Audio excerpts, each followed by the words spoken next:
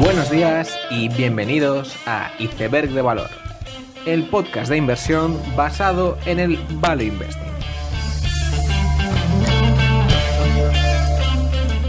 Bienvenidos los seguidores de Bradley Jacobs y Albert Namad. Bienvenidos a Iceberg de Valor.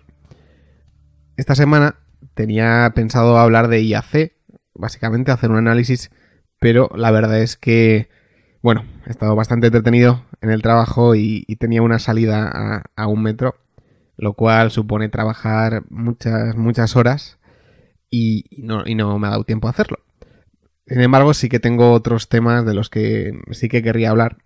Y quizás la noticia más sonada de la semana pues ha sido ya la enésima sobre Facebook y de que, bueno, Sheryl Sandberg sabía o no sabía o intentó ocultar el problema con Rusia y las elecciones. Y bueno, ya no deja de ser una noticia más y otra polémica más pues unida al nombre de Facebook. Sin embargo, no me querría entretener mucho con eso, ya que, bueno, es un tema que ha abordado bastante y se habla bastante de Facebook. Sin embargo, otro tema que quizás no es tan conocido y yo sí que he abordado bastante son las SPACs.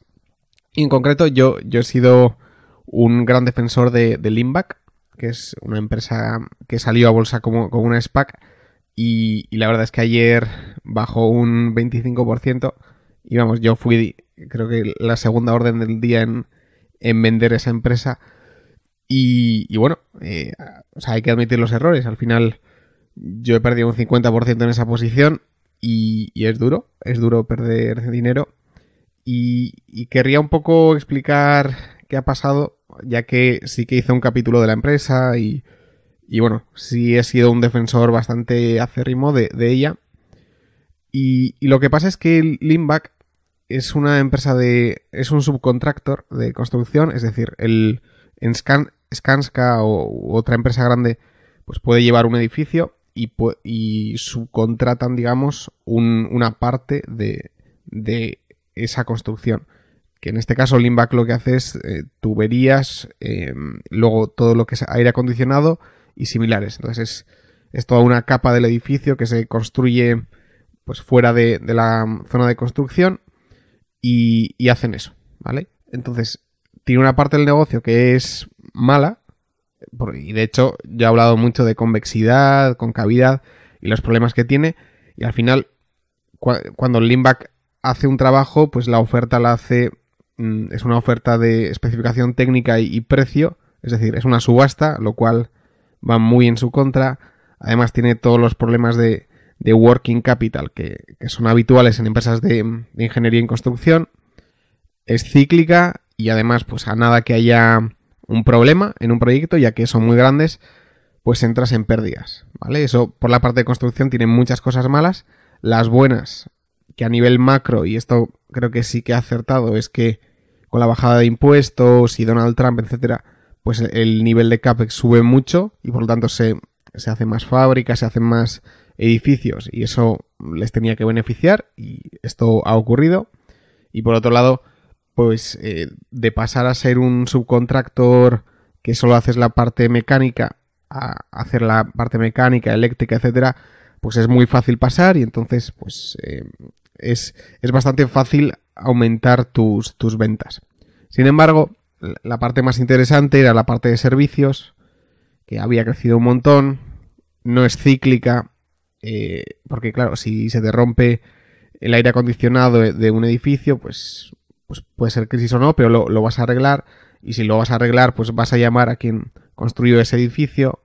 Entonces es un negocio bastante bueno porque en esa salida o en esa reparación no es cóncavo, o sea, no seguramente no vas a perder mucho dinero, hay cierto buen margen y con las adquisiciones, con la adquisición que hizo Limback, pues si tú miras Comfort Systems, que es la empresa que hace exactamente eso, servicios de HVAC y similares, Comfort Systems había compuesto anualmente a un 30% o más, si no cuentas dividendos incluso, y son empresas muy buenas, porque eso, como digo, no es cíclico y es un negocio muy bueno. Y si tú haces el múltiplo ventas precio de Comfort Systems y la sección de servicios de Leanback, pues te sale que vale $16 la acción o un poco más incluso. Y de hecho, pues los márgenes de Leanback servicios y Comfort Systems pues son casi iguales. Y ahí estaba la tesis, pero el problema fue que los problemas de la parte de construcción siguieron. Ha habido pérdidas en muchos proyectos, bajan el EBITDA, saltan los covenants de la deuda y bueno, y al final pues se enfanga todo bastante y bueno, se ha puesto un poco fea la situación. Y esto me lleva a la reflexión sobre los SPACs, que un SPAC es que una empresa salga a bolsa mediante una fusión con una entidad fantasma, por así decirlo, una compañía que se ha creado solo para la adquisición de otra. Y ha habido bastante proliferación de empresas que han salido así a cotizar. Y esto en sí no tendría que ser ni... O sea, que haya salido a cotizar como SPAC una empresa no dice ni nada bueno ni nada malo. O eso es lo que yo pensaba al menos. Pero viendo las experiencias que ha habido con Dasyk y Leanback y muchas empresas que Bain Capital ha presentado, que son relacionadas con SPACs, quizás han ido todas bastante mal. Y eso me lleva a reflexionar de por qué no. O sea, que todas salgan mal puede ser casualidad. Bueno, pues sí puede ser casualidad, pero mi sensación es que en una SPAC es más fácil salir a bolsa que en una IPO, ¿vale? Es un proceso más fácil y más barato. Y eso pues está muy bien, pero quizás lo que ocurre es que el management pues está mucho menos preparado que en una IPO, que la parte financiera pues no está tan preparada, presentan tarde los documentos. O sea, la empresa cuando sale en un SPAC a bolsa, pues muchas veces no está preparada para cotizar. Y ha salido pues porque es un modo bastante barato de hacerlo y lo acaba haciendo. Pero quizás mi reflexión hasta ahora es eso, ¿no? Que muchas empresas que salen como SPACs no lo están realmente preparadas. Quizás, bueno, si llego a investigar un poco más, pues sí que haré algún capítulo y a ver si descubro un poco el problema con estas empresas que como digo, los retornos han sido pésimos y es como para estudiarlo.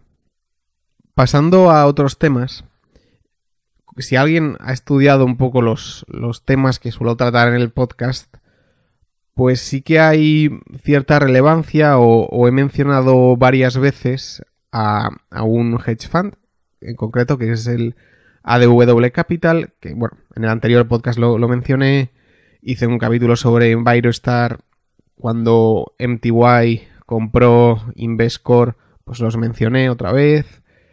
Fat Brands también está muy relacionado con ADW Capital. Y este es un hedge fund pues bastante pequeño y se hizo un poco famoso hace una semana por la carta a Fiat Chrysler, pero no es muy conocido y de hecho sus posiciones, si bien yo las he investigado y las he encontrado, pues no son públicas. Y como digo, pues es un fondo que me gusta mucho. Y curiosamente, pues al final de tanto tocar la puerta y de tanto hablar de ellos, pues me han encontrado. O sea, es curioso, pero Adam Wyden ha acabado viendo vídeos míos, y esto me consta, y es curioso. Y vamos, a mí me encanta que un gestor que esté en Nueva York y yo admire, pues acabe viendo vídeos de Fat Brands, de Envirostar míos en castellano en YouTube. Y bueno, es un gestor que admiro mucho y me encanta que lo haya visto y de hecho, bueno, hemos establecido comunicación. Y bueno, la razón por la que me gusta el hedge fund es porque son bastante creativos en cuanto a generación de ideas y es por ello que me gusta mucho. Y ahora que, bueno, les conozco un poco mejor y he podido hablar, pues seguramente nunca más vaya a mencionar a ADW Capital. ya que, bueno, creo que ya he hablado suficiente. En este episodio también hablaré de ellos y ya será el último. Y yo creo que es más que suficiente lo que he hecho y bueno, la verdad es que es curioso, ¿no? O sea, cuando pones un vídeo en YouTube o haces un episodio, piensas que no va a llegar a nadie y de repente pues le llega a alguien importante. Y claro, teniendo en cuenta que las posiciones de ADW Capital no se suelen conocer y yo me las conozco y me conozco las tesis, y entonces cuando hablamos pues me hablan de Ferrari y yo pues soy consciente de que tienen la tesis de Philippe Patek, que es como o sea, que Philippe Patek y Ferrari son como análogos y que eso va a ir muy bien. Part Technologies, que tiene una división que es muy buena con Brink y Toast, que vale múltiplos de lo que vale. Bueno, Envirostar, Fat Brands.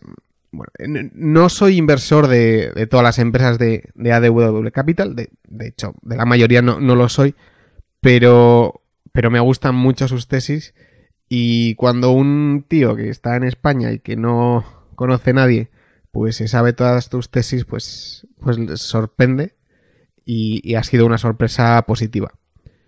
Y entonces esta semana voy a hacer ya el último repaso a Envirostar, de la cual hablé en el capítulo 13, creo, cuando no sabía nada. Ahora tampoco sé nada. A mí me gusta mucho cuando Valentum fue a la Value School y Jesús Domínguez decía, oye, pues cuando empezamos no sabíamos nada. Ahora tampoco, pero cuando empezamos menos, pues yo igual, ¿no? Cuando hice el capítulo 13 no tenía ni idea, ahora tampoco, pero bueno, oye, quizás repasar la tesis de Envirostar estaría bien. Y utilizo el último slide deck de ADW Capital, que luego publicaré en Twitter, y también lo podéis ver en el vídeo de YouTube si os interesa. Entonces, ¿por qué Envirostar es interesante?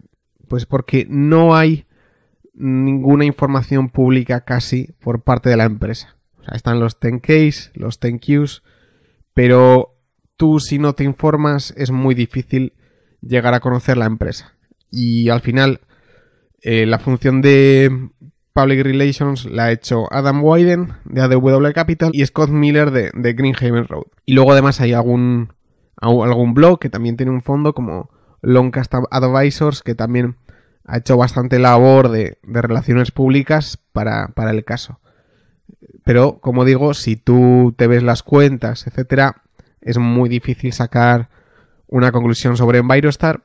Es por eso que es un caso muy curioso. Y de hecho, en ADW Capital están un poco desesperados con eso, ya que, bueno, ellos les ha tocado ellos son inversores bastante activistas y hablan mucho con el management, pero en este caso no es que hayan tenido que hacer activismo con el management, sino que han tenido que hacer activismo con los accionistas. Es decir, educar al público de qué es realmente Envirostar y qué es lo que hace.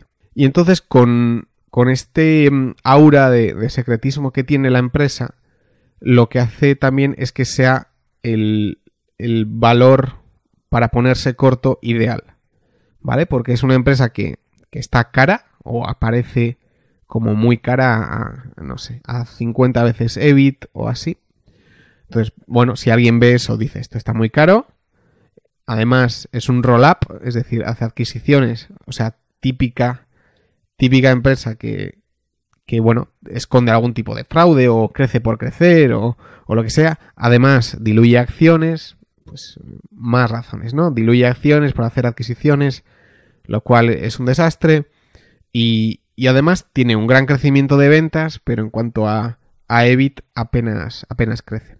Y esto ha hecho pues que Envirostar las últimas semanas haya bajado bastante, ya que bueno, hay gente que se pone corta y bueno, los resultados a primera vista no son buenos a nivel de EBIT, si bien hay gran crecimiento en ventas. Entonces, ¿qué hace Envirostar? Envirostar lo que hace es es un distribuidor. O sea, yo también hice un capítulo de distribuidores como Fastenal, como Grainger, como Electrocomponents en Inglaterra. Y como creo que mencioné en ese episodio, la clave de todo distribuidor es tener todas las piezas y poder suministrarlas en un tiempo reducido y ya. Y el precio no suele ser el factor más importante. Envirostar es un distribuidor de nicho, se puede decir, que lo que hace es distribuir elementos, equipos y piezas de lavadoras industriales, de boilers y de otros elementos del sector lavandería y similares. Es un sector pues muy aburrido, donde por cada geografía pues hay una empresa o bueno, al final son oligopolios territoriales porque es una industria realmente aburrida. El que tiene que comprar pues piezas para sus lavadoras de hotel no anda buscando en 1000 sitios, sino que tiene un proveedor y no anda mirando en miles de páginas porque tampoco las hay. Y por eso estas empresas pequeñas, territoriales, pues se benefician mucho de eso. Y de hecho, la tesis corta, de hecho, se basaba mucho en que Envirostar trabajaba con las lavadoras de los laundromats, o sea, de las tiendas de lavadoras, pero realmente Envirostar es un proveedor de piezas, equipos, servicio y detergente a todo tipo de lavadoras, pues como digo, de hoteles y similares, que eso al final la ropa se ensucia y eso nunca se va a eliminar. O sea, el laundromat puede llegar a no existir, pero el hotel siempre va a tener lavadoras, la prisión del pueblo pues también va a tener lavadoras y conseguir piezas, partes, servicio de esos equipos pues lo va a hacer la pequeña compañía territorial que se encuentre en esa zona. Entonces, ¿qué ocurrió en Envirostar? Bueno, pues hay una persona que es Henry Namad que hizo 2 rondas de captación de dinero para conseguir el suficiente dinero para comprar Steiner Atlantic, que bueno, que es la empresa que hay detrás de Envirostar, y de esa forma apuntalar el primer paso a crear un pequeño imperio de consolidación en el sector, como digo, un sector aburrido y muy territorial, e intentar pues hacer una consolidación muy fuerte. ¿Y esto por qué pienso que va a salir bien? Pues porque Henry es el sobrino de Albert Namad, y Albert Namad es el CEO de Watsco. Y Albert Namad, a sus creo que 48 años, empezó a consolidar el sector del aire acondicionado y las reparaciones de esto con su compañía Watsco, creando un nivel de retornos para el inversor brutal. Y además, no es que Henry Namad, el CEO de Envirostar, sea solo el sobrino de Albert, sino que Henry estuvo trabajando en Watsco y no estuvo trabajando en cosas no relacionadas, sino que estuvo trabajando en M&A. Y además, pues había gente que había ido de Watsco a Steiner Atlantic a trabajar los últimos años antes de la jubilación, y es precisamente, bueno, esta persona que fue a trabajar a lo que ahora es Envirostar, pues la que le enseñó a Albert Namad que era Envirostar y que podría haber una ocasión para repetir la historia que hizo su tío y poder consolidar una industria ahora ya no en aire acondicionado, sino que en todo lo que es equipamiento de lavandería, boilers y detergente y similares. Así comenzó la historia con algunas adquisiciones que cada vez se han tornado más y más, y poco a poco la empresa se va haciendo cada vez mayor. Y claro, eso está muy bien y las ventas de la empresa crecen. Sin embargo, el número que atrae mucho la atención y la razón por la que la gente se pone corta en Envirostar es que el EBIT y el beneficio apenas crecen. Eso al final lo hace pues una industria terrible.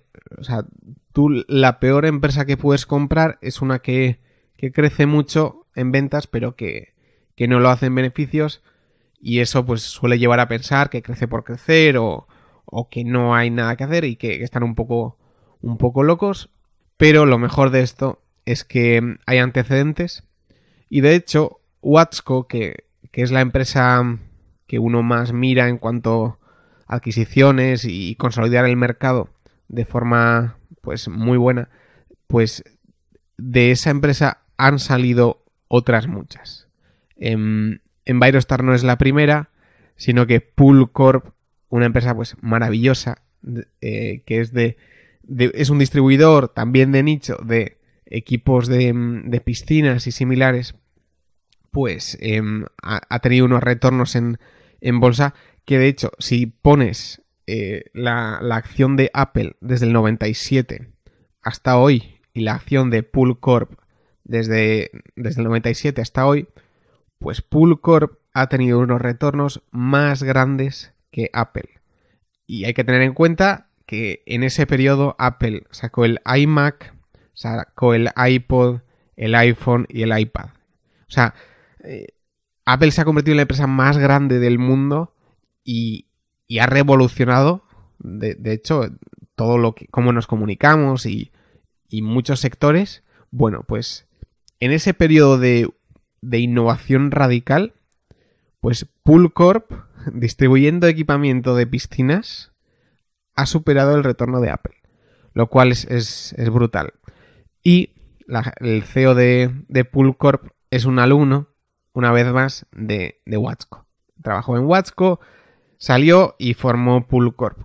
Y de hecho, el margen EBIT de Pool Corp en los primeros años que la gente de Watsco empezó a trabajar en él, pues el EBIT era bastante malo. Ya que, pues al principio, cuando empiezas a consolidar, puedes aumentar mucho el SG&A, o sea, los costes fijos, el coste operacional de la empresa, para que, bueno, vas aumentando mucho el personal porque prevés que en el futuro va a haber muchas adquisiciones y haces una primera fase de aumentar el personal que luego no vas a necesitar ampliar más. Y esto es precisamente lo que ocurre con Envirostar. Es decir, tú ahora ves Envirostar, las ventas crecen, el EBIT muy poco, y dices, esto no está funcionando. Pero lo que está pasando es que están contratando a mucha gente y luego, llegado a un punto, no van a contratar a más gente. Y eso, ¿por qué digo que es así? Pues porque Envirostar, cuando no hacía esto, cuando no se ponía a adquirir a lo bestia, tenía unos márgenes EBIT del 12-13%. Cuando era una compañía regional, distribuidora de equipamiento de lavadoras, que no conocía a nadie, no tenía nada especial y tenía un margen EBIT del 12-13%. Ahora que ha empezado el roll-up, pues tiene un margen EBIT del 6%. Y claro, esto no es real. O sea, o bien Steiner Atlantic, el Envirostar original, era un one-off completamente, o no. Y lo normal, teniendo en cuenta que es un negocio aburrido, un distribuidor, que no hay muchos competidores, pues lo normal es que los márgenes reales del negocio pues estén en torno a 12-14%. Y eso precisamente es lo que hace que Envirostar sea una buena oportunidad, ya que estamos en una primera fase de crecimiento, pero la cifra de EBIT se desecha completamente, ya que no interesa, pero sería difícil imaginar que una empresa que hace lo mismo que hacía Steiner Atlantic siendo pequeño, pues haciéndolo muy grande, tenga peores márgenes EBIT que el negocio original. Y eso parece que no tiene mucho sentido, y es por ello que hace que, si bien la valoración óptica de Envirostar pues es cara, si le pones los márgenes EBIT reales, pues esté bastante barata. Y lo mejor de todo es que no solo son lavadoras, boilers y similares que, bueno, crecen a un 5%, a un 6% anual, que no está nada mal, pero hay que tener en cuenta que Henry Namad, el CEO de Envirostar, tiene 34 años. Cuando Albert Namad, el CEO de Watsco, empezó a consolidar, tenía 48. O sea, este señor, que tiene 34 años y que ha hecho 2 captaciones de fondos con dinero de su familia y amigos y que tiene el 99% de su patrimonio en Envirostar, pues con 34 años tiene una ambición brutal y no quiere solo pues consolidar estos distribuidores de elementos de lavandería, sino que hay toda una serie de mercado de detergentes, por ejemplo, que ahí apenas han entrado. De hecho, unas adquisiciones sí que tienen parte de suministro de detergentes, que son unas ventas muy recurrentes, nada cíclicas y muy buenas. Entonces, a nada que aumenten el portfolio de ventas, pues es fácil aumentar el TAM, el Total Addressable Market, y es algo bastante sencillo. Y teniendo en cuenta cómo es Henry Namad y el tipo de adquisición que está haciendo, pues eso va a ocurrir. Y al final la idea de Envirostar es convertirse en one-stop shop de todo lo que es limpieza industrial e incluso cocinas industriales. Y lo bueno del sector es que nadie se ha puesto a consolidarlo, ya que, la vez que hable de Fat Brands, pues hay que tener en cuenta que en el sector de comida rápida hay bastante private equity que intenta consolidar, bueno, no consolidarlo, pero intenta hacer adquisiciones y eso te sube el precio. Pues en el sector de distribución de lavandería, pues apenas hay competencia y las compras se hacen por múltiplos bastante baratos y es lo que suele hacer Envirostar. Entonces, cuando tienes una compañía que compra a 5 veces EBIT o 4 veces EBIT y cotiza 15 veces, pues oye, no está nada mal. Entonces, estos casos son bastante interesantes. De hecho, es importante mirarse Poolcorp y Watsco, pero hace poco también se hizo famoso o ha salido bastante bien el caso de XPO, y que es relativamente conocida. Y es un caso, aunque las industrias sean diferentes, pues bastante similar, porque Bradley Jacobs entra en XPO, tenía experiencia de consolidar industrias, y los primeros años, pues los números son una basura, o sea, son muy malos, porque empieza a adquirir y empieza a gastar en una cantidad de gastos operacionales altos, no ya para sostener el negocio en esos años, sino que mirando al futuro y cómo van a consolidar pues ese sector. Y esos gastos que al inicio hacen que el EBITDA sea negativo, pues luego eso no crece. Y las ventas sí que crecen, lo cual generas un apalancamiento operacional muy, muy interesante, y XPO pues ha ido muy bien y creo que desde mínimos ha conseguido un por 10 y es una empresa magnífica. Y claro, ahora XPO no está especialmente cara, pero sí que pareció bastante cara.